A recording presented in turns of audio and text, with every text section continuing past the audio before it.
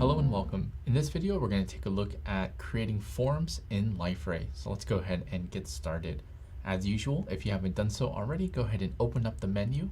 We're going to head over to the site selector.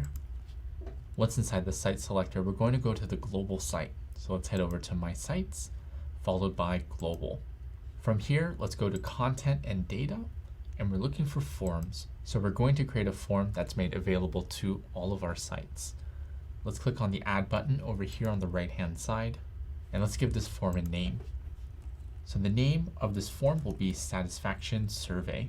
We'll provide a short description, the guest satisfaction survey for each hotel location. So we have the title, we have a description. Now we're going to start adding a few fields to our form. So we're going to click on the plus button or the add button here on the right hand side. It'll reveal all the different types of fields that we're able to add. So the first field that we'll add is a single selection. We'll go ahead and drag and drop it into this gray area here. And I'll scroll down a little bit just to give us a little more space.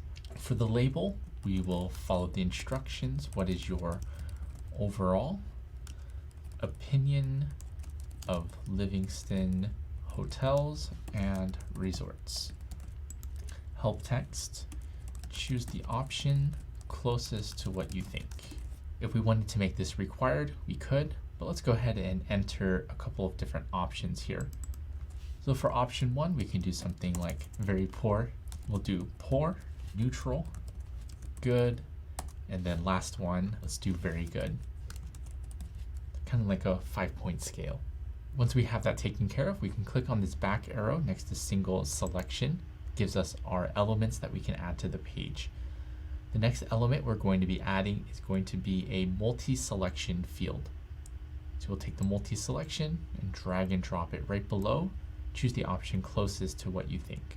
So for the label, we'll follow the instructions. Which of the following do you associate with Livingston hotels and resorts? And then for the help text, let's do choose any number of options. Again, if we wanted to make this required, we could, but for now, let's go ahead and leave that part alone. Let's enter a number of options here.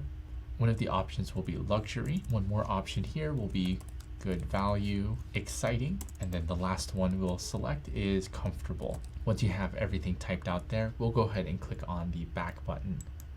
Let's keep on going. The next one we're going to be adding is a text field. So let's go ahead and drag and drop a text field onto the screen. For the label, we'll label it, is there anything in specific we could be doing better? If we wanted to have some text placeholder or any helper text, we could do that, but this is pretty self-explanatory. To give our users as much space as they need, we'll make this a multi-lined field, so that way they can type to their heart's content. And we'll go ahead and close this sidebar here by clicking on the X. So now we have a simple form. The next thing we want to do is create a success page. So once our user finishes, they'll have confirmation knowing that they finished successfully. So we'll click on the options button up here at the top right, and then select the add success page. For the title, we'll call it simply success with an exclamation mark.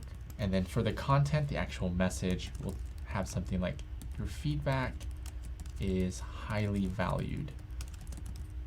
Thank you for filling out this form. Something like that. Now let's go ahead and publish the form. Now that we have the form created, let's go ahead and add the form to a page. So in the menu, let's head over to the control panel, followed by sites, and then site templates. From site templates, we're going to be selecting luxury hotel location site. Opens up a new tab. We're going to select the Livingston difference, and we're going to click on the add icon up at the top right. We'll head over to widgets, followed by collaboration, and we're going to add the form widget to the left hand column. We'll then click select form. We'll change the scope. We're going to set it to the global scope, so that way we're able to select the form that we just created. I'll click save. We'll then click setup and select the satisfaction survey. From here, we'll click save, and then we can exit out. So now we see the form on the page. Continuing on with our example, we're going to import another form. So this one's going to be for our employees. So let's head into the menu, we'll go into the site selector, and we're going to head over to Livingston Loop. Now that we're here in the Livingston Loop, let's head over to the content section, followed by forms. Here in forms, we'll click on the options button up here at the top right, followed by export/import. We'll click on the import tab, click on select file, and then we're going to be selecting the employee feedback form. We're in exercise number 4, employee feedback form. We'll go ahead and open that up, click continue, followed by import. Once the import is successful, go ahead and exit out of the window. And if you want to take a peek, feel free to click into the employee feedback form. Let's actually go ahead and click into it together. So let's go ahead and take a look at some of the different options that we have. Right now, it looks like it is just a simple grid with a number of different rows and columns made available to us. Okay, let's go ahead and add one more row. Last row, amount of work time versus break time. So kind of like a work-life balance, or how hard are they working and how often do they get breaks. And let's go ahead and save the form. So I'll scroll down to the bottom and then I'll click Save Form. If we want to take a look at the form, we can preview the form like so. So it gives us an example and a look at our form. Okay, so I'll go ahead and exit out of this tab. We'll click on the back button from the edit form. And from here, we're going to go ahead and head over to element sets. So if we're going to be creating multiple forms, and each one of these forms has a specific set of columns or data that we want from the end users, we can create that set here and then just kind of use this as a template. So let's click on the plus button here on the right hand side. And then for the element set name, we'll call this end of form set. For a description, you can use what's provided. Use this set on the last page of a survey or feedback form. Let's click on the plus button here on the right hand side. We'll select first off the select from list. We'll drag and drop it into our palette. For the label, we'll type I think the length of the survey, : It's pretty self-explanatory, so we don't need to provide any helper text. For the first option here, we can say was too long, was a little long, was just right, and then the last one could have been longer. Once you have that confirmed, we can go ahead and click on the back button. And the next thing we're going to do is drag a text field. So we can add this right below. For the label, we'll say, is there anything else you would like to let us know about? And then we'll make this multi-lined. From here, we can scroll to the bottom and we can save.